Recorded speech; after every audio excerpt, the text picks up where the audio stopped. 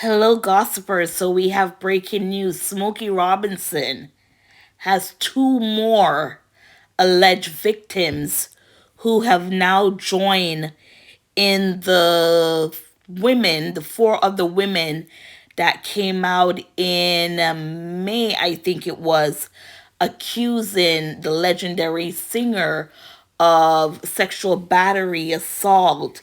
And these two new accusers, one is a female, goes by Jane Doe, and one is a male, he goes by John Doe.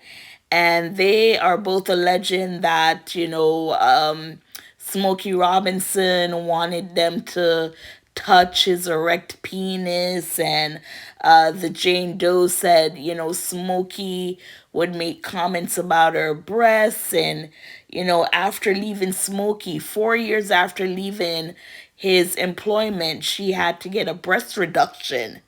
That's how much it still sat with her that even 4 years after leaving, she had to go get a breast reduction. Now, for the John Doe, he was working on and off with Smokey, and they're saying that he was fired. And after a year, Smokey's wife went back to John Doe asking him to come back to work. Now, you're saying to yourself, this man is doing all this in front of you, asking you to feel his erect penis.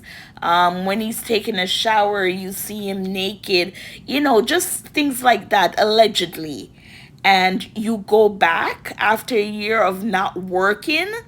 They let you go, and then you come back to work, when during that year you could go and report him, or anything like that. But yeah, that's what they're saying. So they amended the motion to include the two new accusers.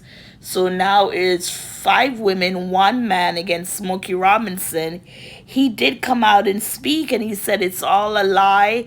It's just gossip. It's just to tarnish his legacy, and all they want is money. So, gossipers, what are your thoughts? Every other day it's another celebrity being sued for this or that.